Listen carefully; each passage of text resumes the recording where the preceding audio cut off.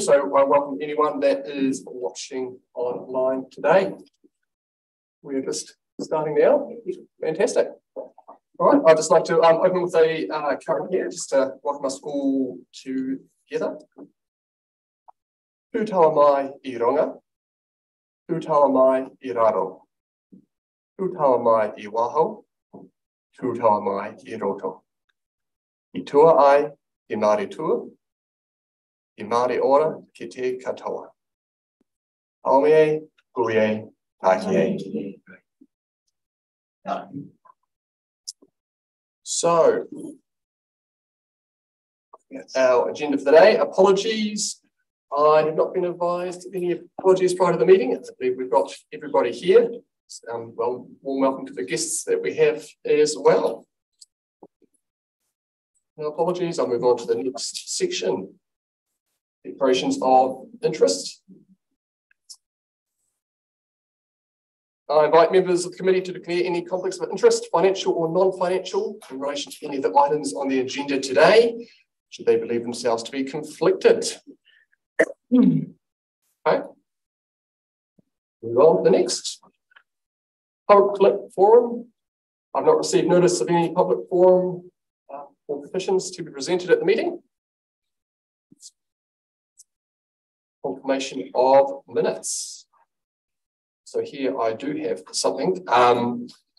So we have the minutes in our pack, and there is actually an amendment to be made to those minutes.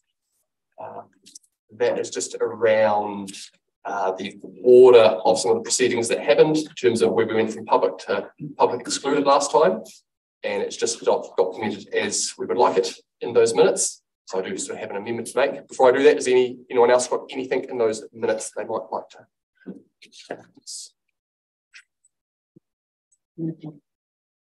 Right. So, no, I was just saying, you want to know with those amendments. Yeah. Should we read the? Do you have the amendment to read? So I'm going to move that we have an amendment, and that it is. Yeah. So the minutes shall record the committee resolved to discuss further business with the public excluded following item 4, part 11 of the meeting. And it was moved by Councillor McVale and seconded by Councillor Pemberton that in accordance with section 48(1) of the Local Government Official Information and Meetings Act 1987, that the particular interest protected by section 6 or 7 of that act, the public be excluded from the following parts of the proceedings of this meeting, which were item 6, the cyber security update, item 7, the economic recovery projects risk management report, item 8, the divisional update, item 9, the overview governance level risk management.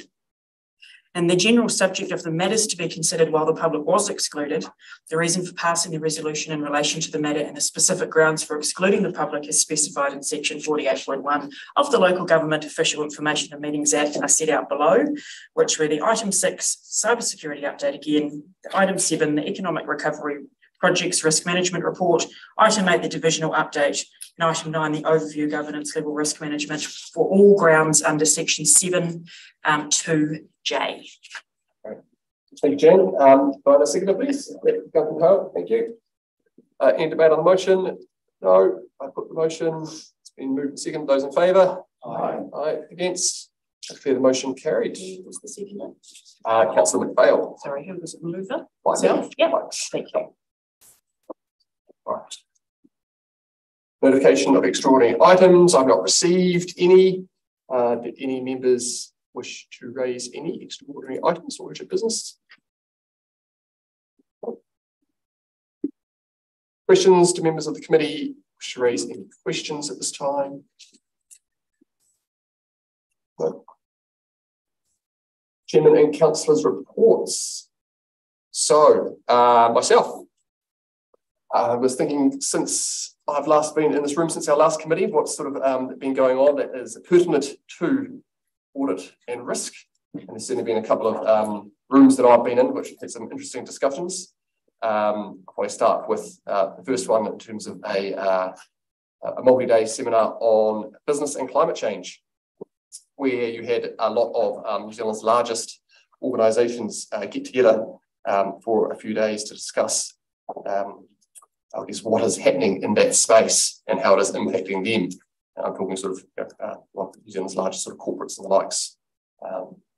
And I guess the one thing that I was reflecting on is that for a lot of the largest organisations in New Zealand who are listed on the NZX, so the large listed NZX, they are now mandated, they've been mandated to disclose the impacts of climate on their business.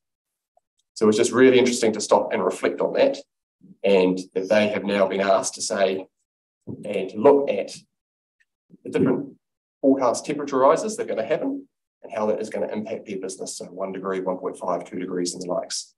And so some of them are coming up with information already. So ASB has already published a big report on it, and they have sort of said, we hold loans to businesses and residential around the country in certain regions. And we know that there's been more weather events, there's going to be different temperatures in these regions, and this is how it's going to impact our loan book. We're expecting more defaults in certain areas and the likes.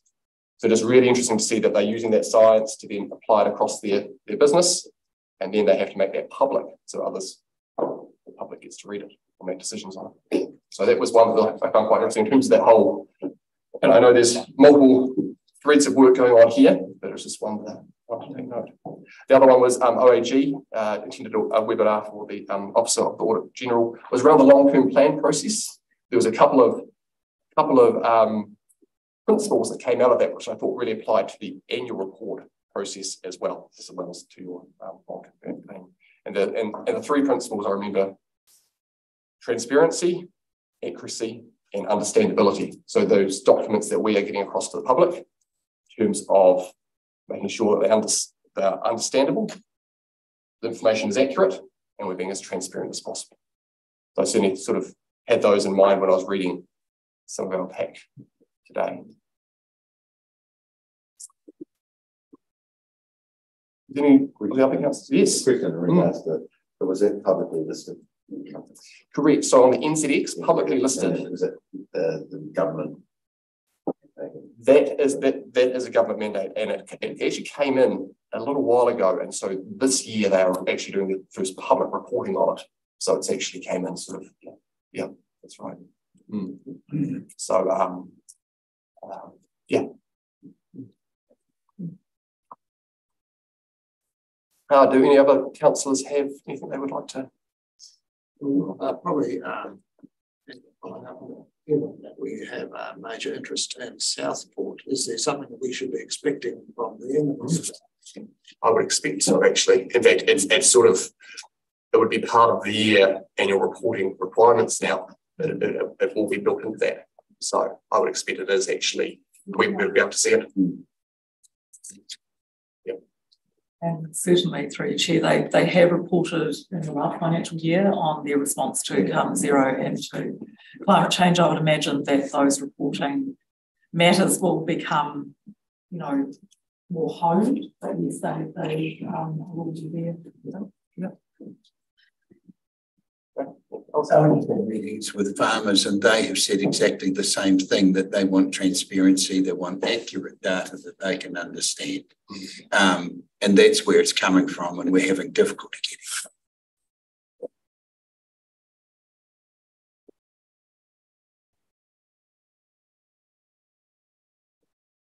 So item 9, reports. The first report is item 1, the annual activity plan. Thank you. So this is just a hygiene matter, really, to foreshadow with the committee the work program and changes to that and meeting timeframes. As you'll be aware, this was not we've scheduled this meeting to discuss primarily the annual report. Today, you will see that the meeting that was scheduled for the 19th of October has been shifted out to the 16th of November. That was to accommodate staff availability, but that also had a knock-on effect to a meeting that was scheduled for the 12th of December, because then the reporting times were very truncated and basically we'd be going straight into a meeting schedule. So what we've done is we're going to push the meeting that was scheduled for the 12th of December out till February. That actually sits more nicely in with the calendar year, so we avoid that busy holiday period and we can have more streamlined meetings. So that this meeting from an annual basis sits more comfortably to accommodate the annual report and the auditor's letter. And just to highlight where we are talking on the annual activity plan about the annual reporting. The audit proposal and engagement letter, actually that tick is on the wrong place. We had that conversation in the 21st of June, and the external audit, which is part of that, which is ticked for the 21st of June, should actually be on the 4th of October. So apologies for that, and we'll get that amended for the next meeting. Thank you, Amy. Any questions on that, Boris? Yes, thank you, Chair. I see your conflict of interest line there says it's annually, but it's down there twice. So is that mistake as well? Or should that be biannually? I'm trying to see, I can only see that. Oh, yes, sorry, apologies. It should only be done there once. Yep, so we'll amend that. Thank you. What month would that be? Well, I think we did it on the 29th of March, so we'll put that into the next meeting, so that will roughly make that annually. Yep. Any other questions? So I move that the Risk Insurance Committee resolve to receive the report. Right input. Do I have a seconder, please? Councillor Ludlow, thank you. I now put the motion. Those in favour, aye. Aye. Against? I declare the motion carried. Next report item 2. The draft annual report and summary for 22-23. So I invite Dave Gibbs, Strategy and Partnership Manager, Neil Hawkins. Dom is taken. Fantastic, Dom. Just check with you in terms of would you like to sort of present the report and then take questions, or sort of go through section by section, what sort of and then take questions after each section? How would you like to? The aim is to section by section. Yep.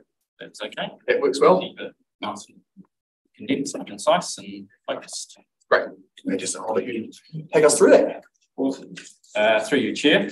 Morena koutou. The item today is 5 recommendations, 2 on receiving both the draft annual report and draft annual report summary, working through any changes that need to be considered. If there's any request for additional information, and then referring both the documents on through to Council for the 18th of October.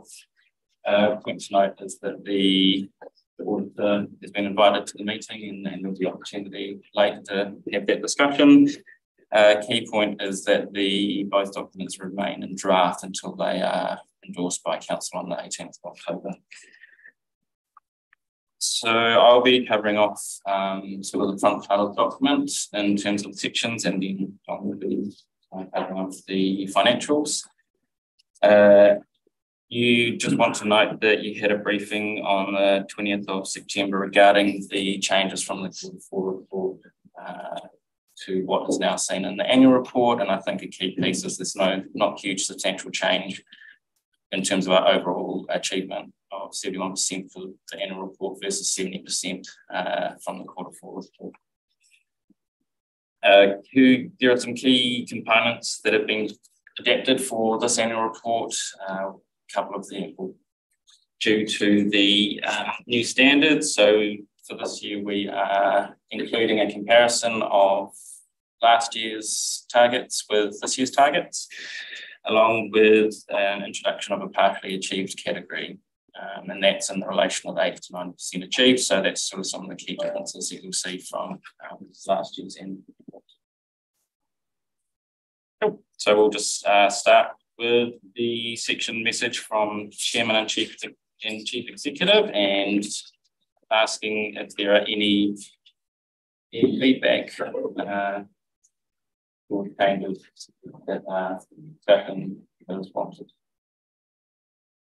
Yeah, I had read it through the first couple of times and thought it was fine, but I just wonder whether when we talk about rebuilding reserves, I don't think we're actually accentuating enough the positive result we actually had.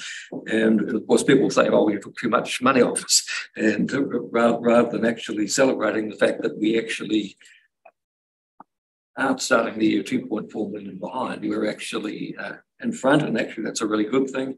And that reflects the significant work our staff did to actually achieve that result. I'm not for what everybody else thinks. I just wonder if we're actually sort of the clearness and transparency people jump to you. He made a profit, and therefore we took too much money off us. But you're interested to see what others think around the table, whether we can actually strengthen that, or whether we'll make it a little more positive. Board. I was going to say, I'll let councillors talk, but then I've got a proposal for amendment to do this myself, which is partly also what the chair's just said. And just to clarify, in terms of just the page number that we're on, or was it just the general? Is there some specific paragraph? Or I know that it sort of gets touched on in a few different places. It's probably on page 17, and it's and just whether we've got those paragraphs around the right way. But you've got the 2.4 operating deficit highlighted in yellow in the hard copies. Yep. And I'm just looking at an overall thing. Can we make that a bit clearer as possible? Is there any other sort of comments first by other councillors before we hear from Chief Executive? Well, there are a few questions to ask, but they can come after that. Okay, great. I'll ask the Chief Executive to. Page 16. A typo? Yes, that's good. No, it's only a tiny little one, so I was just going to do it quietly. I failed miserably there. The 1, 2, 3, 4 last paragraph on page 16, I think, should read: the funding was part of government's economic recovery initiative, not sorry. Great. Yeah. So thank you, Chair, because you had the same response to this that I had to also, which is so I want to propose to move the paragraphs around as the first thing. So I'd like the paragraph that reads: Environment Southland was budgeted for a $2.4 million operating deficit to precede the paragraph above it. And I'd like to propose an amendment to the paragraph above it. I think that why it matters that we rebuild reserves is not there. And I think it requires an explanation. So I would propose that it says, and will enable council to rebuild reserves needed to respond to future shocks such as adverse weather events, because that's part of the reason, but also I feel that we need some explanation. Reserves just sounds like we have a desire to have money in the bank, which is not the point. They're there for specific purposes, and they were seriously depleted as a result of the COVID period. So, and you know, we will find ourselves, I think, increasingly in need of them. So, I'd like to propose that we do that. So change the paragraphs, add the words needed to respond to future shocks such as adverse weather events. And then in the final paragraph, I'd like to amend the last sentence, which currently reads, the council worked extremely hard to reprofit. I'd quite like to take the words worked extremely hard to out and just say that council reprioritised work and found efficiencies. I think that's all that's required there. Sounds a bit self-soothing in that statement, which doesn't sit well with me. Council's agreed to propose.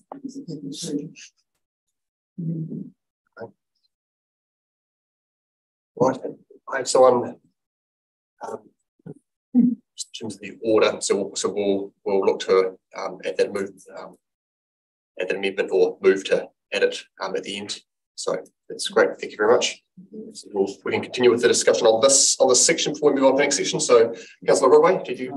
I haven't got anything on that particular section. Okay, Councillor McPhail. I think that it's a interesting sort of topic around us holding reserves and the community doing it pretty hard. It's a timing thing, and the community's been doing it hard, and it, you know, it's going to be a hard one to understand for a community saying, "Oh, look, we're just holding the money here. It's for your betterment in the future and building up reserves and use them," when the community is actually using their reserves probably to live, put food on the table, with all the other inflation issues. So, I mean, it is a bit challenging for myself to see that it's okay for us to be doing that, and it's basically the community's money, sucking it out of the community to be able to do this. So I'm not disagreeing with it, but it's just how we word that. And it's probably more of a longer term look on things, but in the short term, it doesn't look good, from a point of, we're best to hold the money here, even though you're struggling out there. And I mean, they are struggling, there are a lot of people. And we keep on putting the rates up and things like that. So I don't know how, I'm just throwing it out there, but that's the view of our community that's doing pretty hard at the moment. So we just need to be very, very cautious around, we know what's best. And I don't know how to put those words in, but I'm just saying how we work that out. I think so. I thought about, not pointing out we are actually holding a reserve, I think is not transparent. So we are. I mean, there's $1.3 million in this year's annual plan now sitting in the Marine Reserve again, which had been right down to very close to nothing. The council's policy on the Marine Reserve was that it would be a year in advance money in order for us to respond during that financial year to matters. I would say that given that we're now having some major events, and we'll talk about this a bit later in the agenda, I think that I think you might find that you're going to be forward in the financial year on that reserve. So I think that, which is why I would like us to explain at least that it's there for a very specific purpose, which is to enable us to deal with the planned work program. And, otherwise we can explain it further if you want to, Councillor, because but I just was trying to find a short way of explaining it. But I think it can't just sit there that looks like we just banked the money. It's there to fund programs of work. The thing is that we're discussing and understanding what's going on in the community and what's here. It's trying to make it work. We are just ticking boxes. Oh, that's great for us. I agree. I think that's why we need to explain it. Councillor, I guess not a question, more a point of we're not long had a decision to lift the rates going forward. So it's just how the time or how that lays out, how that discussion works. I suppose it's always I guess if the information had been before, the decision might be different, I suppose. So yeah, I know the 2 years aren't related, but it's how the discussion looks and how the clarity of that decision comes through when communicating, to Jeremy's point, because we're always making decisions going forward that the community will feel impacts them straight away, even though we talk about rate rises being a year out. When the two overlap, it becomes quite interesting, doesn't it, Jeremy? No, I mean, it's good. Oh, sorry. Councillor Ludlow. Thanks, Chairman. Also important that we're mindful that it would be irresponsible of us not to be planning ahead for those times when we can't go to the community who are already stretched to fix something that they need in terms of infrastructure or whatever for those events. So really just keeping in mind that actually the reserves are there so that any of those significant events do not impact them further and their wallets. Thank you. Councillor Gibson? I think the perception's out there already. I think it's a big thing is that we are armed with the ability to explain exactly what it is, because the community's already irate by seeing that we had made money when they're losing money, sort of thing. So we just got to be able to respond appropriately. Yeah. Thank you. I'm fine with. And so, does anyone else, one of the other councillors or chief executive, have Councillor Morrison? I'm just going to comment that the sentiment might be that it's difficult to connect why we're rebuilding reserves, and even just noting, to rebuild reserves depleted during the pandemic period would explain why we were actually rebuilding them, or allow people to connect to that need to rebuild them, because they were depleted, in my understanding, during the pandemic period starting from 2020. A question? Should we? I was wondering if that would be a slight addition to that. Yeah, very good addition. Can I make a further suggestion? I'd looked at swapping those paragraphs around, but I think on reflection we say these things twice. So I think it might be useful just to remove the first paragraph altogether, we mentioned that we're starting to build reserves in the second paragraph. And at that point, we could add Councillor Morrison's suggestion, which says depleted during the pandemic. So it would read, able to start to rebuild reserves depleted during the pandemic that go towards infrastructure replacement and disaster repairs. And that's, yeah, and I think that makes it unnecessary to have both paragraphs. So we could just remove that financial improvement to the double. Right. Any other questions from councillors? For the next sections, great. Okay, so I think we're going to move on from this section now, and at the very end we'll come back and move the amendment once we finish the paper. Okay, so next section, which I think I'm going to get so Councillor Rodway, if we go through the day, and then when that one comes up, I'll bring it in. I've got some questions on the remaining part of the annual report, not necessarily just the next bit, but the... Fantastic. So I'm going to get the General Manager to take us through section by section. Okay. And we've just done that very first opening section. And then as we go through each one, we'll get the councillors to raise their hand. Thank you. Through you, Chair.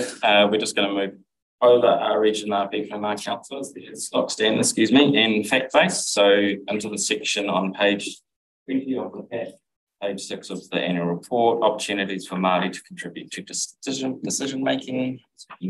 So this has been reviewed by Te Ao Marama Incorporated with our relationship with them, just in terms of a process piece for councillors.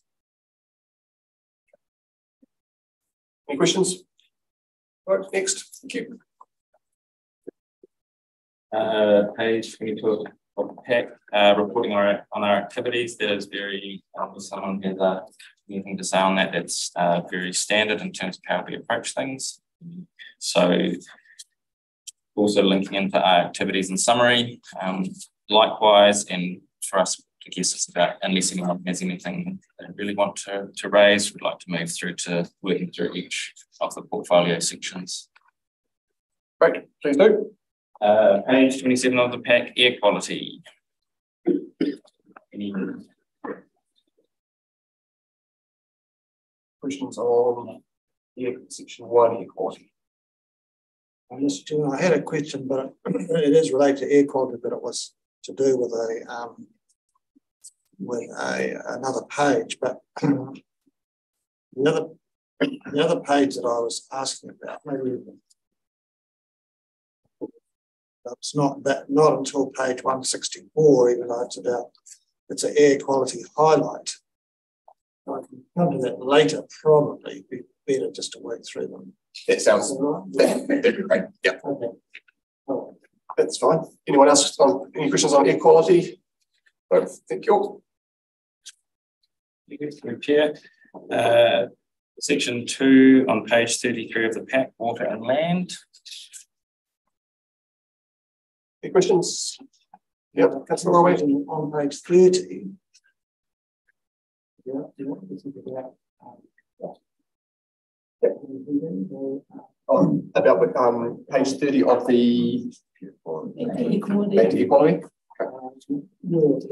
It's about the home heating scheme. Mm-hmm. So the text under not achieved in the first box on the right there. Last sentence there doesn't quite seem to make sense to me. This means the initial target was met, however, decision on what the implications of the review will be, we've expected to be made during the first quarter of the 2022-23 financial year.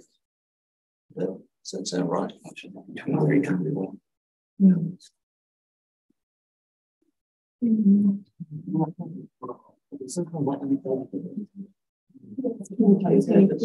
Wordy.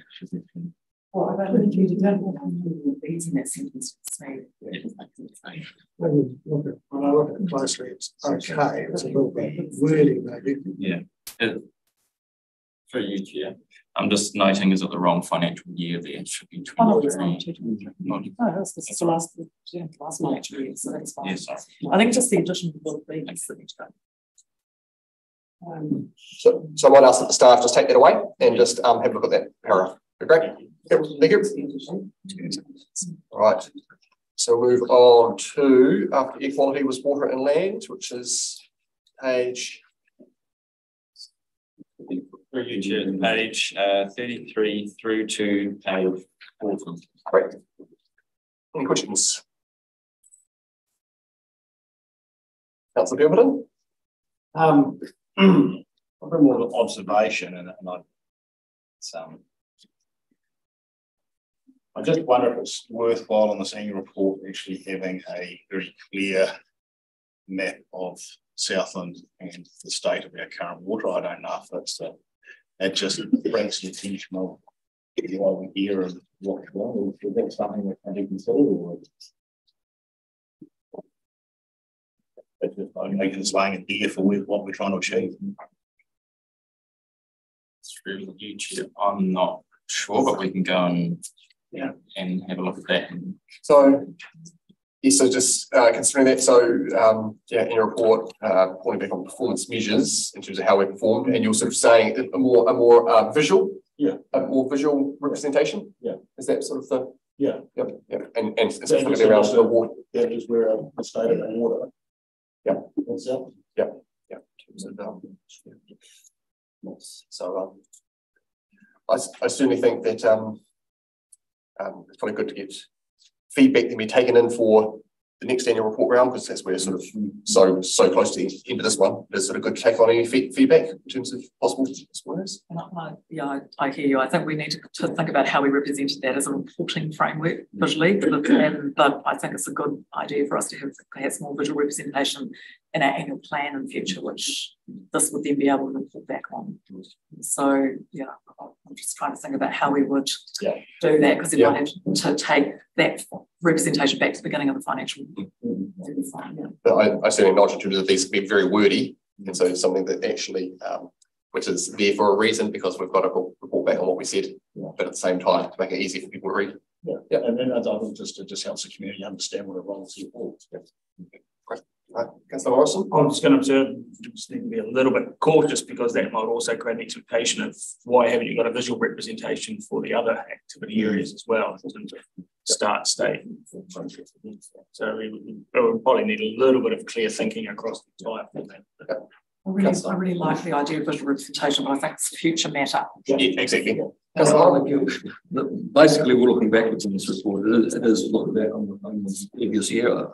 I don't disagree that may be a good thing to have in the annual plan and putting into the next one. But if it's something we haven't actually advanced that much this year, apart from baseline, I guess.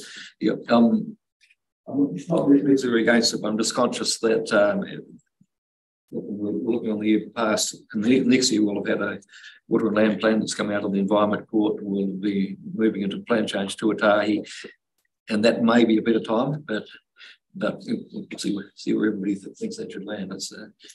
You make a good point. This is one of the things, one of our key tasks, key challenges is improving water quality.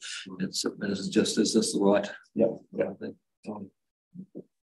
Anyone got any other questions on the section? Yes, Councillor Bell. Yeah, if we ever do put maps and things, let's make sure it's sort of more actual data, not modelling, modelled, some of the modelling samples and things can be quite. We have plenty of actual stuff there to be able to put down, and that's what a lot of the community asks. Just give us the actual stuff. Yeah. So that's just a good point in regards to that. Thank you. Any other questions on this section? Okay. Thank you. Thank you. Through you, Chair. Biosecurity and biodiversity, section 3 from pages 41 to 51.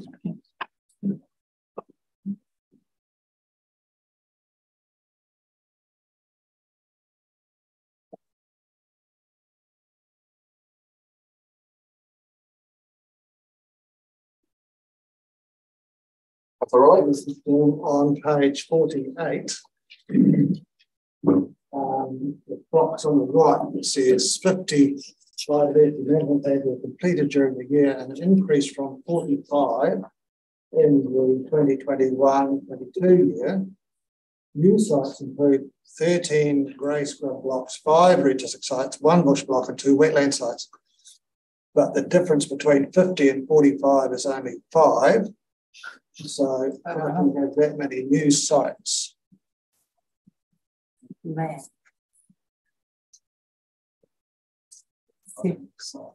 Perhaps just need some clarification. Yeah, I'm assuming the sites are subsets of the plans. Despite plans have changed, so there'll be different sites. Right. Yeah. You just might need a bit of rewording or something to clarify it, or just to. That's fine. Leave that one with staff just to look at that. It might be right as is, but you can go away and just check the correct. Thank you. Anything else on the section?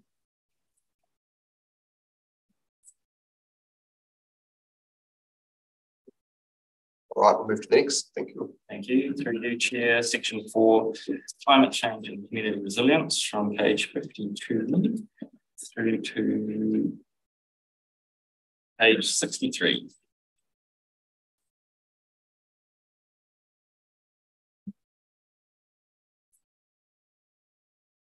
All right. Yes, I have one on this too, Mr. Chairman. On page 62, it's a minor point, but it's interesting to me that the amount of gravel removed from the Mataura River Gravel Island is measured in tonnes, whereas we require contractors to measure the gravel removed in terms of cubic metres. And a gravel contractor reading that might be, who's been advocating for the change to the use of tonnes, might be wondering why we've done that as opposed to cubic metres. I think tonnes is more sensible, but somebody from the gravel industry reading that might wonder why that was used. Right.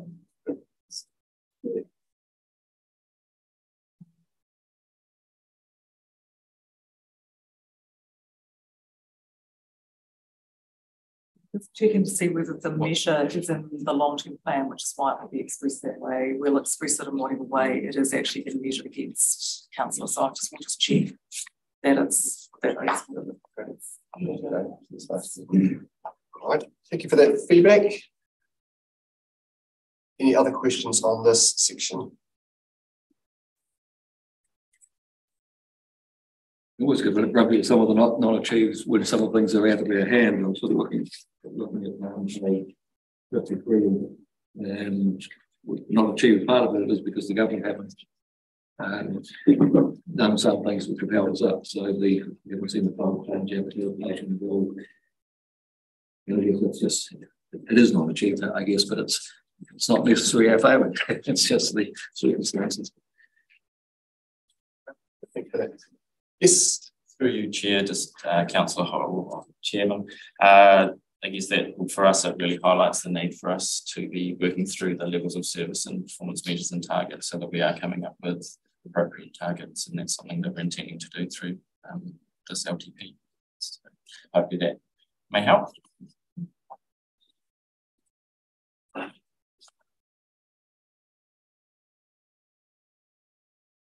Any other questions on the section?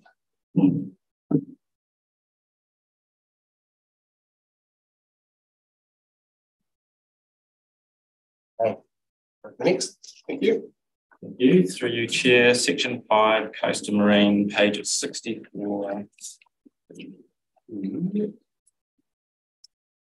73, just to note that the graphic is dropped off. So that was my updated printout if anyone wants it. I think you're going to be doing the page different. That's the page. You might like it.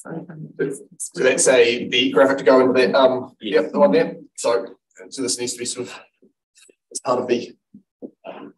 Yep.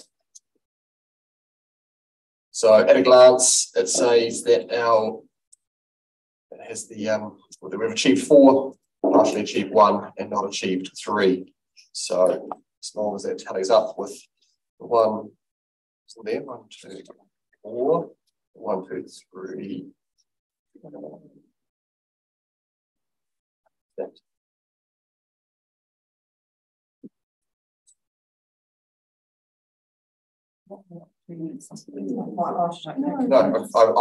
I'm reading other numbers. Yeah.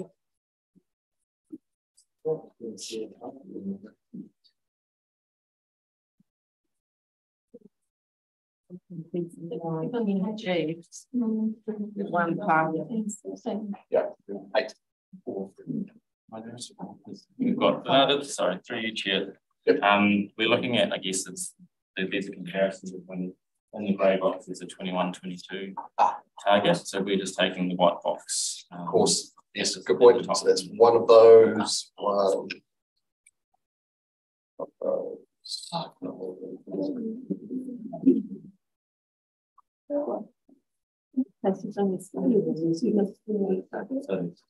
Four achieved, one partially achieved, 3 not achieved. Yes, that's correct.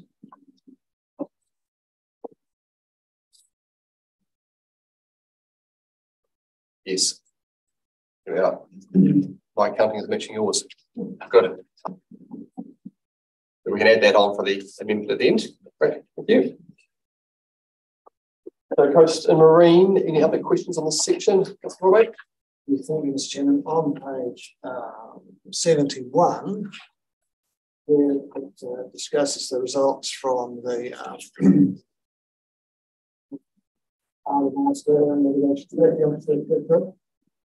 the council, there was an accident in the Riverton Harbour this year. I'm not sure whether it was in this period or last period, maybe it was in this period, which everyone's aware of.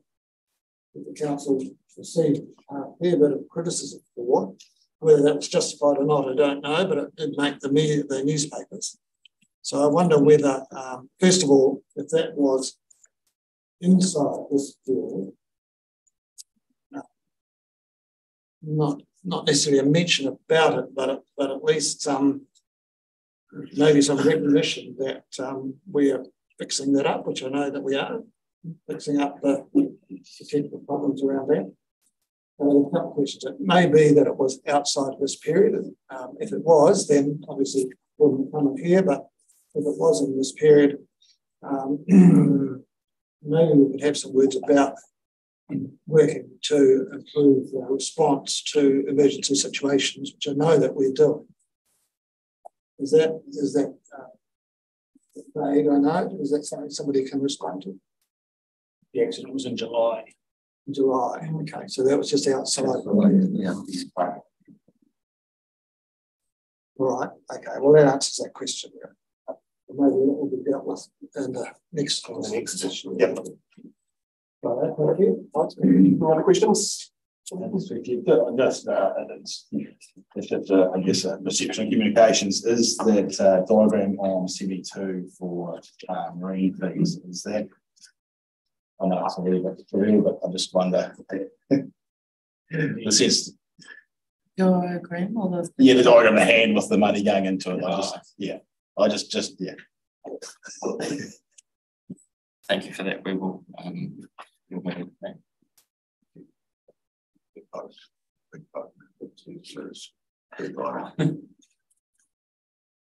Any other questions on this section?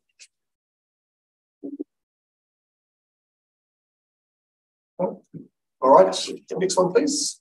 Thank you. Through you, Chair, section 6, regional leadership from page 74. 87.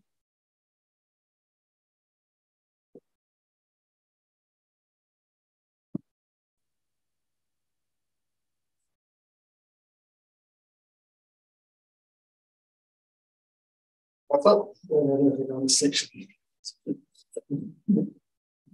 Nice spelling mistakes.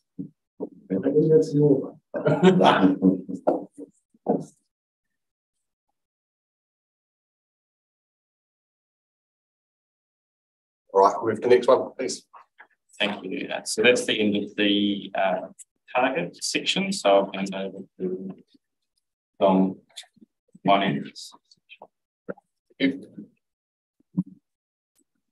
Chair, thank you, Dave. we can all breathe a sigh of relief. I'm not proposing we do a page-by-page turn of every part of the financial section. What I will do, however, is I will talk through some of the highlights within the financials, and we'll be more than happy to take any questions following that. Okay. Firstly, I'd just like to extend thanks to the teams that have been involved in preparing the annual report, particularly to Dave, Jody and Anthony Smith and his team from Deloitte. The value of a very smooth audit process can quite often be really underrated, and we've been reasonably spoiled over the last few years by having a very good audit process, and so you sort of just come to expect this process to be really smooth and frictionless, sort of year on year. But it's through it's through a concerted effort internally and also through building a good relationship with the Deloitte. So I just would like to point that out and pass on thanks to all those involved in the preparation of this report. At the Finance and Performance Committee back in August, at which many of you were present, there was a total surplus figure presented of about 8.1 million.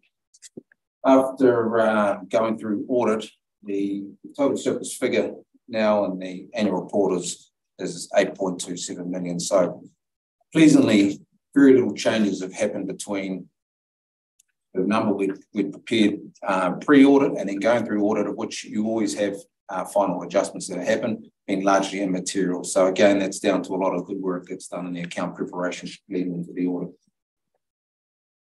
At 8.2 million, that's a positive variance to the budget of about $4.5 million. And I'd just like to touch on a couple of the key variances that feed into that $4.5 million budget variance. First one is the cruise ship income. Now, the $2.1 million variance for cruise ship income has been spoken about a lot recently at a headline level. And against the budget of 150 grand, it might appear on the face of it that we were quite well off in our assumptions in terms of what the cruise ship income was going to be. However, if you look back last year, cruise ship income was $8,000. The year before that was $7,000. And at the time we prepared the budget, the borders were technically still not open. And so in the context of all of that, all of a sudden a budget of 150 grand looks reasonably optimistic. And so what we failed to really anticipate, and which every organisation that is reliant on the tourism sector pickup would have failed to accurately estimate as well, is how fast that part of the tourism sector would pick up. And so the level we're seeing today in these accounts were last seen sort of 3 years ago. So that's just a bit of context. I know that the high level number is quite often one reference, but against the context of what the last 2 or 3 years have been like, it just puts a little bit more perspective around that. The other big variance in the accounts relates to unrealised gains on investments. So there's $1.5 million positive variance there. Again, if I go back last year, it was a loss, 2.7 million. And if I go back the year before that, it was a gain of 3.2. So our ability to manage this particular line item is really limited because there are many external market factors that drive that, how that result may be in terms of our portfolio growth. So a lot of variability in that over the years. This year, it's turned out to be a positive variance for us. As I've sort of demonstrated, next year, that could quite easily reverse. So these two variances, the cruise ship income and the unrealised gain on investments, account for about 80% of that big variance that we're talking about in terms of the performance of the organisation. Both these items as well have restrictions in terms of how that money can be spent.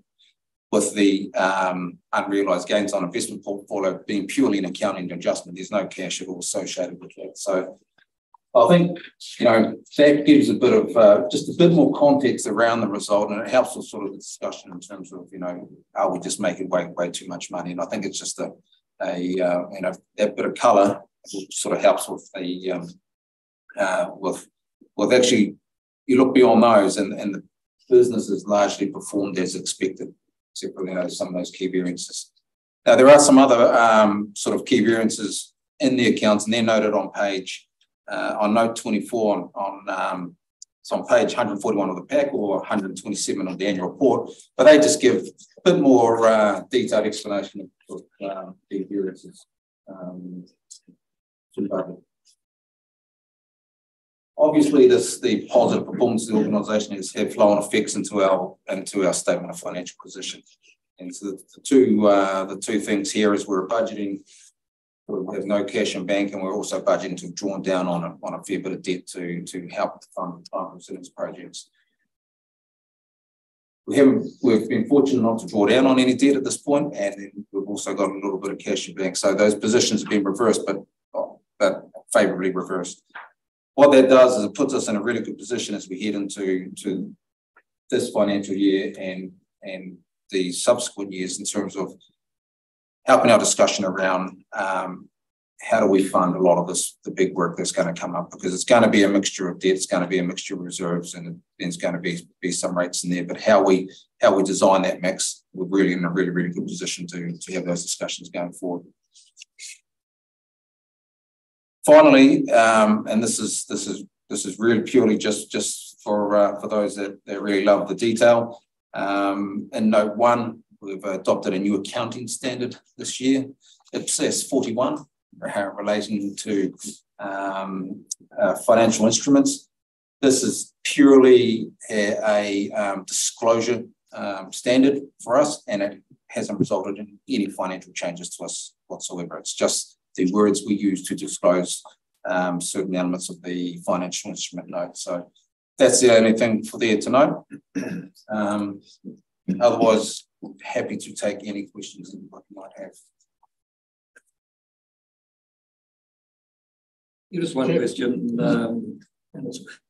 It's about what constitutes group, and we have a few around the table haven't been here before, and it's at one stage it was more or less a Southport, so now it's a bit more complicated with government money and other things, I guess, but you might like to explain what's. Yeah, so at the very start of note 1 on page 92 of the pack, page 78 of the annual report, there's an explanation in there in terms of what constitutes when we're talking numbers for council and we're talking numbers for group. And pretty much the difference between council and group is that group incorporates Southport and the other Southport entities and part of the Southport group.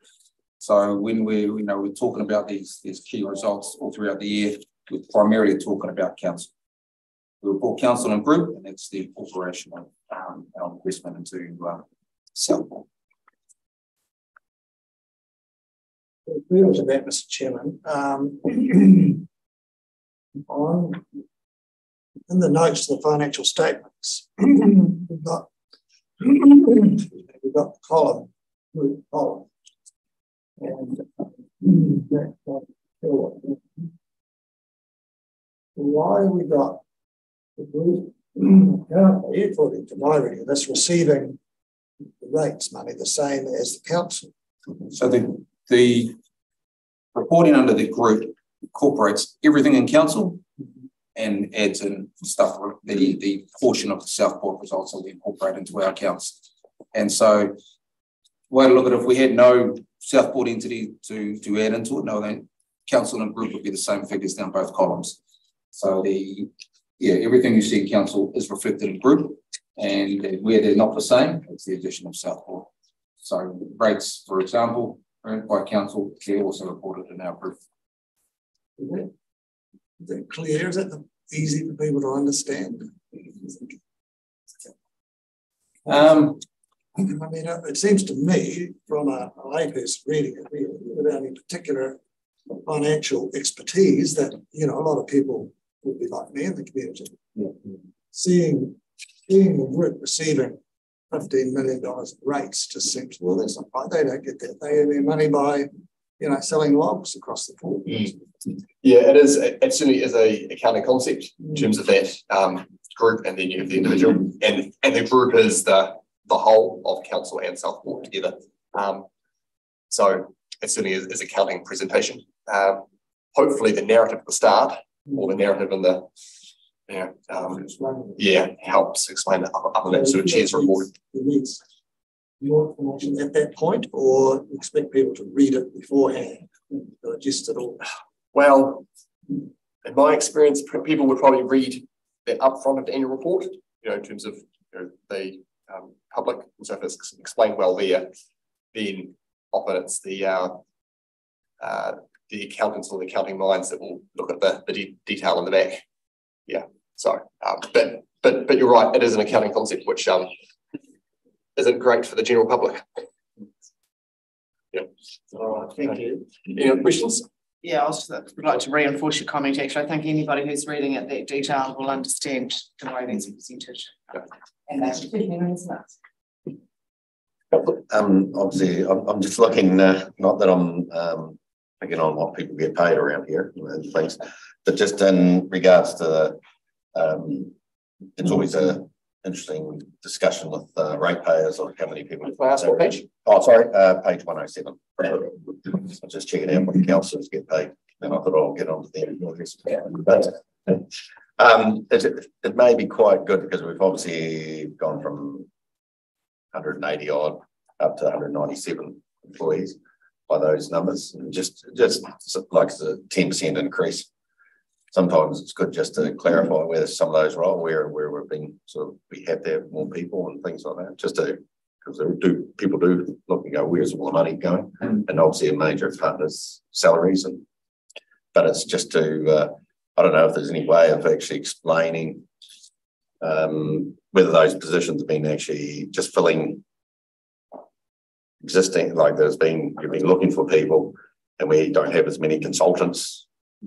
It's been offset sort of thing that it's, just an explanation. I don't know if there's any clarity. Yeah, General Manager here, sir.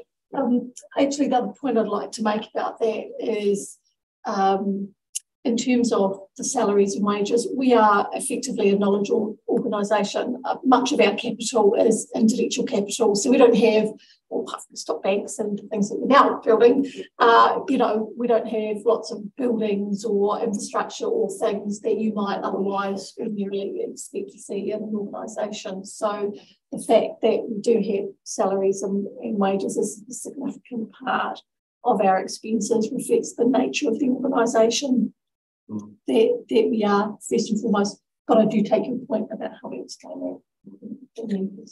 Yeah, and I do believe that this reporting format is what is prescribed, a prescribed reporting format too. Councillor Paul.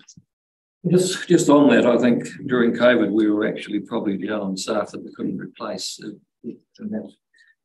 because that number actually looks like to be what would be the year before, sort of thing. So that whether that needs any explanation, but you'll probably be able to answer that, Amy.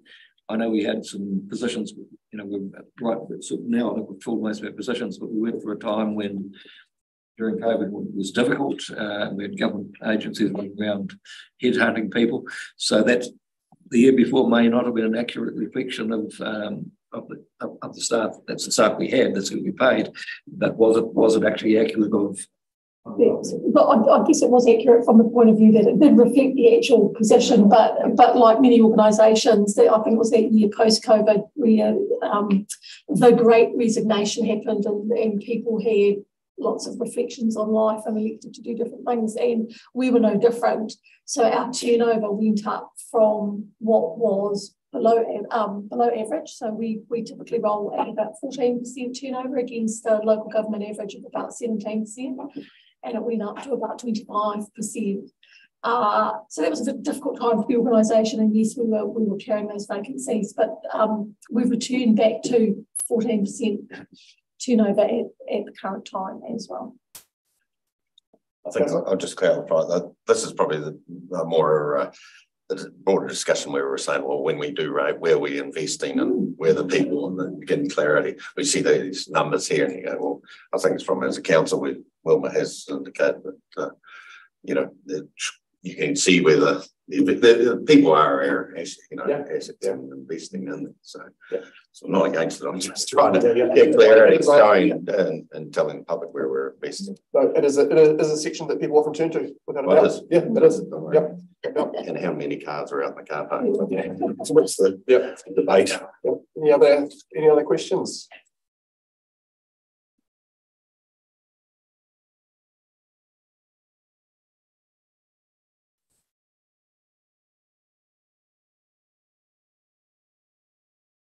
On page 168, but I think we're still coming to that. I'll have to check, are we still listening through, or should we tackle 168 now? Good. That's the summary. Yep.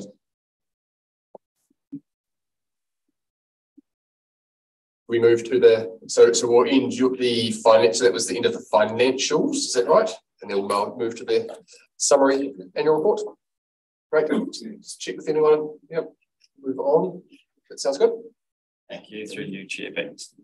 Back to me. I think probably a key piece to note is, and again, I'd like to echo Dom's thoughts and thanks to everyone who's worked on the documents, particularly in terms of there's a lot of work going into the summary to look to how we present that in a way in which the community can understand and look at, and looks a lot, well, the way it's been presented is just a lot more user-friendly. Thanks, Councillor Lutler. So looking to take this as a whole, and if there's any feedback or questions on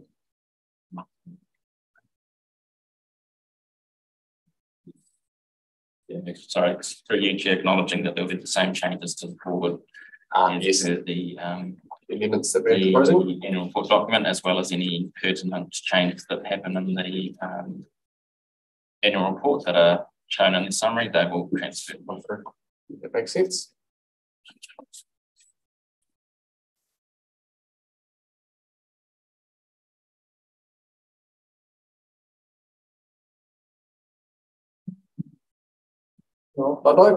Councillor? No. Sorry. Councillor Rob, we can go first. It's just a small point, but on page 168, yeah, biosecurity and biodiversity highlight. In the text, it talks about 100,000 invasive plant seeds being taken out of circulation, and that's repeated in the graphic on the right-hand side. And I wonder if that's right. It should be invasive plants, I would have thought, because I don't imagine anybody would be counting seeds, which might be on one tree. So, you know, maybe that needs to be just checked. Ornamental plants would be the right word rather than seeds, but they need to be looked at. Thank you, Councillor Rocklow. We'll check on that. I have a problem at Manapuri, so I know that what we're doing, and that we're doing a great job, but I'm sure that's actually around on the ground picking up seeds.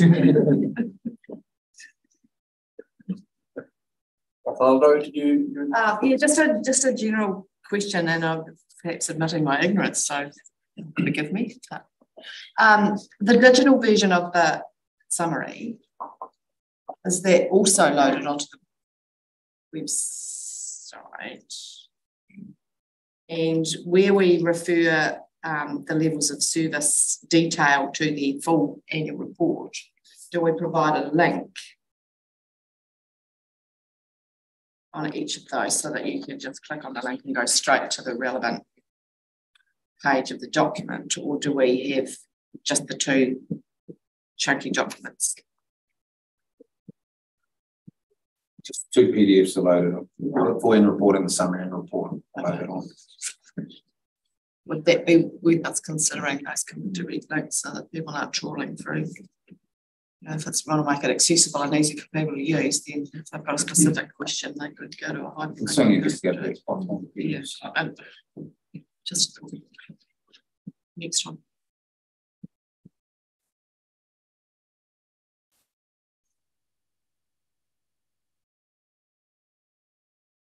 Any other questions on the summary report?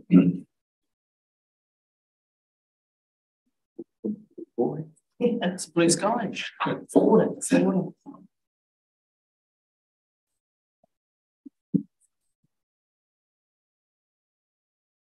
Water at my place. So does that bring us to the end of both reports? Fantastic, thank you. So I guess I just did have one overarching observation / question, and I noticed a number of you will be involved. In fact, you're all involved in full council and finance and forwards committee. So when I sort of come in and look at this, there's a couple of things that I think One is that hopefully there's no surprises in what you see today, because you've heard it before, and you should be hearing it throughout the year, both financial updates and also service level performance, so performance measures. So, and it sounds like that is the case, so that's great to hear, because that's the most important thing, really, that everyone's kept up to date throughout. And then when you sit back and you look at the financial performance, we've had a discussion on that. That's a good discussion to have. And then the overarching performance measures, where they've landed as a whole for the year. And I do know it is touched on right up front, and it says in that graph, is it 60-something% achieved, a few partially achieved, and a number of not achieved. But I know there's some wording in there, but of course, when you sit back and you look at that, it's only 60-something% achieved. And there are reasons for that. There are reasons, in terms of the actual way we set these measures in the first place. And I'm sure you've talked about it, but certainly coming in from the outside and looking at it, it does hit you hard, when you observe it. And I'm sure you're taking it. You've got ways, and I've seen a plan there going forward. But it's certainly in terms of either getting performance measures right or achieving more of them, because you wouldn't want to be sitting at 60% for too long. So that was my overarching thoughts when I picked this up and read it. So just thought I'd pass it on.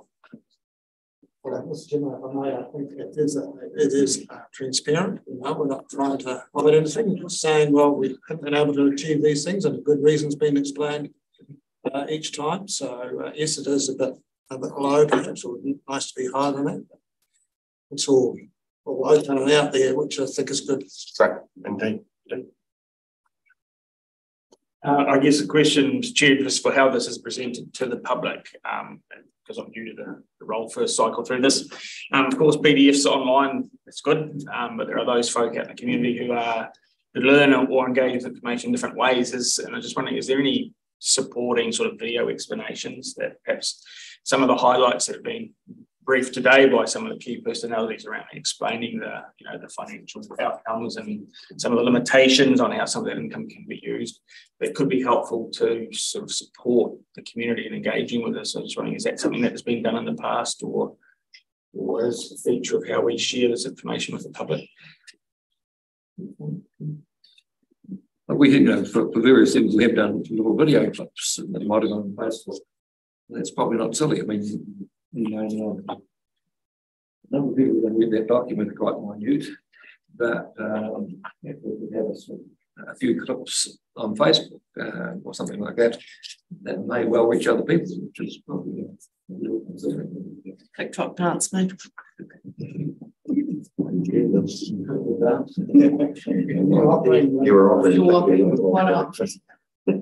And I guess I'm not suggesting, I don't want to suggest that necessarily to generate further work for some busy people, but it may actually provide a credible explanation and allay some people's anxieties, especially if they are people who would normally respond to rumour mills because they don't read widely themselves online or anything. Feedback to take on board, and sounds like there have been some actions in the past, so let the staff consider that.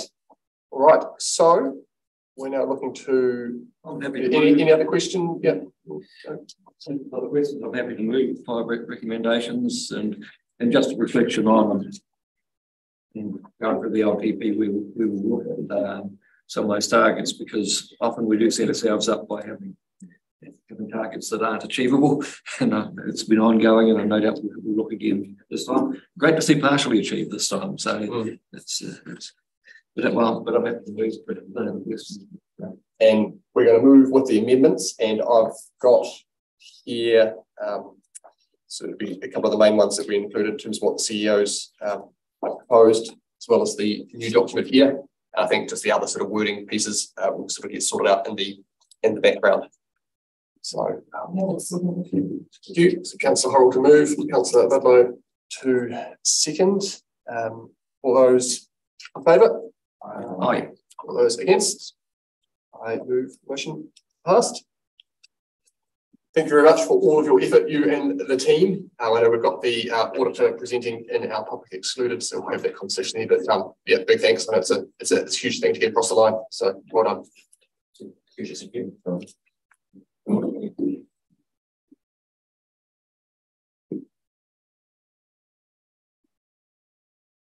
Right. So looking at the end of our public extraordinary urgent business, there was no matters raised. So therefore we are going to move into public excluded. We've reached the end.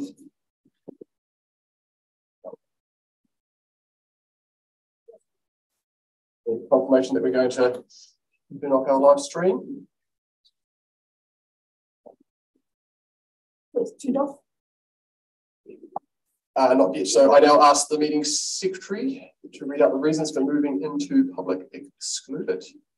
So the motion is that in accordance with Section 48 of the Local Government Official Information and Meetings Act 1987, that the particular interest protected by Section 6 or 7 of this Act, the public be excluded from the following parts of the proceedings of this meeting, which are confirmation of public excluded minutes from this committee on 21st of June 2023, the discussion of the Deloitte annual report, and discussion of the overview governance level risk management report, all under Section 7.2J.